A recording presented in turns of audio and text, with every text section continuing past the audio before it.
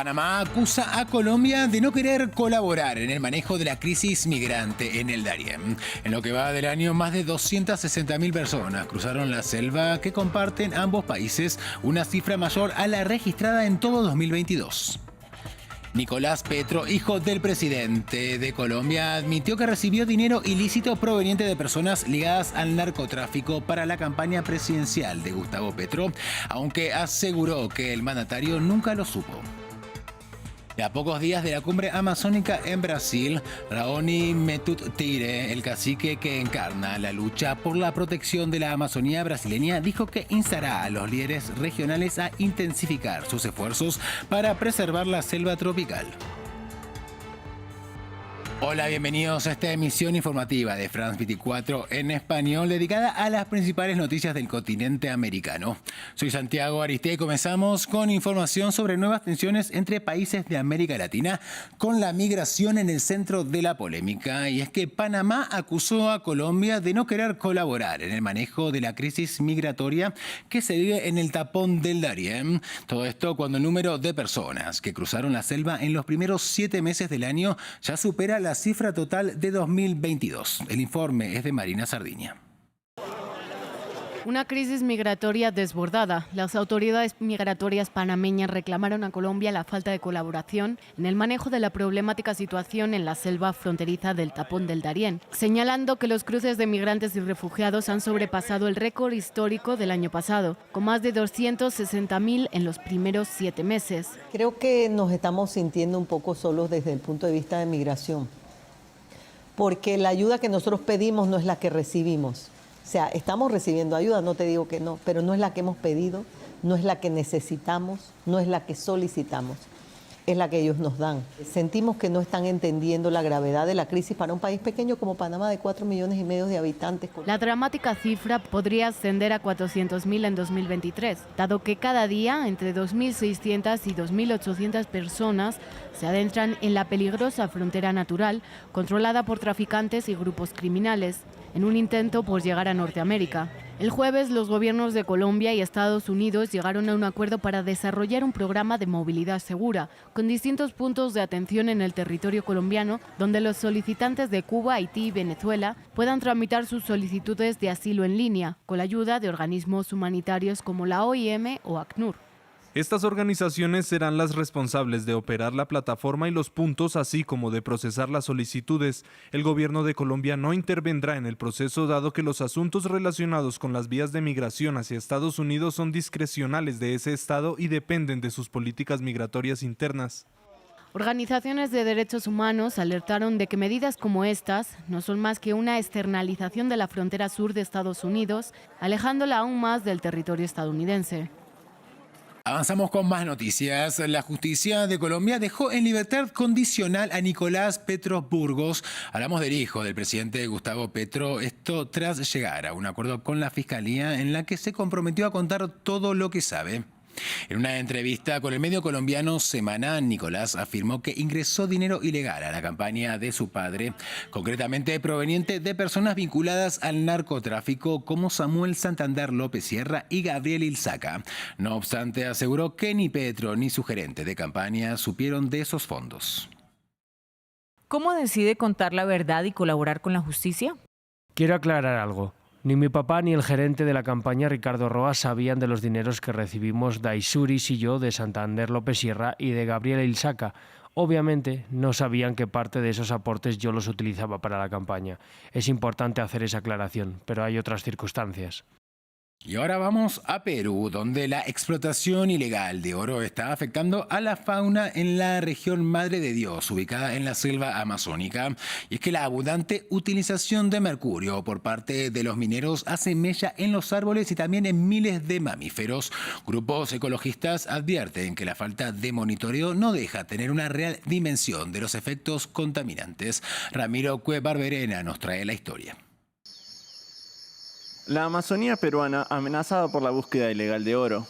La explotación de minerales por parte de las industrias en el agua que corre en los Andes golpea duro en el ecosistema de la región Madre de Dios. Grupos de científicos intervienen en el salvamento de especies que padecen los efectos contaminantes. Animal groups that we work with include birds, Los principales grupos de animales con los que trabajamos incluyen aves, murciélagos, primates no humanos, animales pequeños, así como roedores y marsupiales, algunos mamíferos de tamaño mediano, anfibios y reptiles. En una temporada normal recolectamos unos 1000 animales diferentes en todos esos grupos. El método más común para la extracción de oro, utilizado por los alrededor de 46.000 mineros, involucra mercurio. Los restos de esta sustancia química generan consecuencias graves en el medio ambiente. El mercurio parece fluir lejos del sitio de la mina, y bosques intactos como estos capturan el mercurio a través de la caída, y es porque está en el aire y se mete en el agua, las hojas, y allí realmente puede entrar en la cadena alimenticia.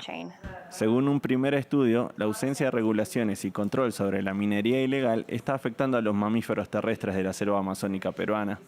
Estos científicos prevén seguir el monitoreo en los próximos años para tener un conocimiento más amplio de los efectos y las tendencias de esta actividad.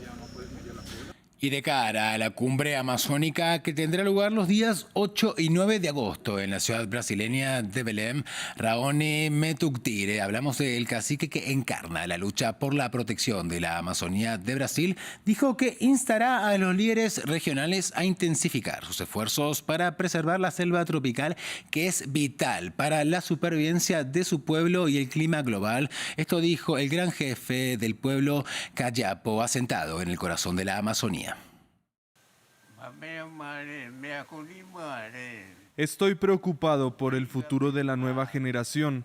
Hay que preservar los ríos y los bosques para que todos podamos seguir utilizando estos recursos. Advierto estas cosas porque recibo mensajes de grandes espíritus que hablan y orientan sobre cómo vivir y cuidar nuestra naturaleza y el medio ambiente.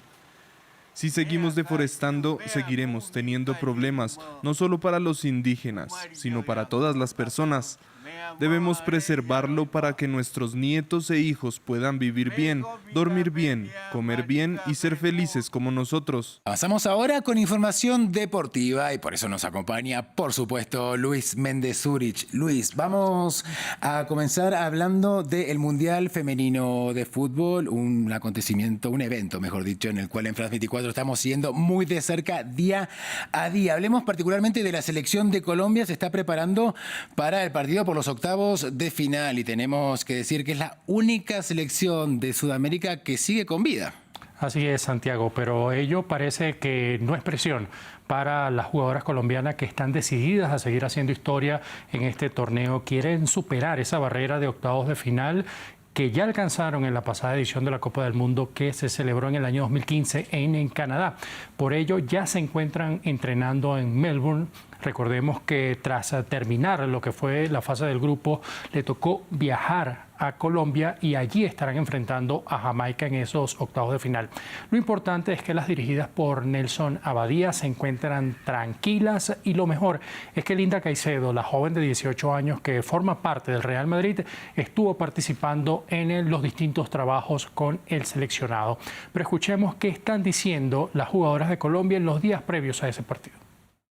Genera mucha motivación porque venimos haciendo historia. Desde que llegamos acá, desde que pisamos un suelo australiano, sabemos que estamos haciendo las cosas bien, que nos estamos preparando para eso y vamos a dar un paso firme contra Jamaica. Contanos, Luis, ¿hay ya antecedentes entre estas dos selecciones? En la Copa del Mundo no hay antecedentes entre estas dos selecciones, pero sí debemos recordar que como pertenecen al área de la cuenca de Centroamérica y del Caribe, se han visto en los Juegos Centroamericanos y del Caribe y también en los Juegos Panamericanos.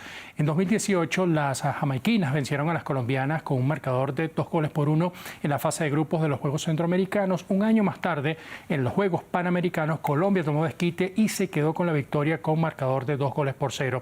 Y en este conjunto se encuentra Lacey Santos, quien en aquel partido fue la que anotó los 2 goles para el combinado neogranadino. Contanos, Luis, ¿qué caracteriza al fútbol de Jamaica y cuáles son las fortalezas de Colombia? Jamaica tiene un juego basado en velocidad y también en mucha fortaleza física, mientras que Colombia tiene la ventaja que está anotando. Ellas han anotado al menos 2 goles en sus últimos 8 partidos internacionales, al tiempo que Jamaica ha concedido al menos 2 goles en 6 de sus últimos 11 partidos internacionales. Estaremos muy pendientes, gracias Luis, a nuestra audiencia. Sigan informándose en el resto de nuestra programación y también, por supuesto, en france24.com.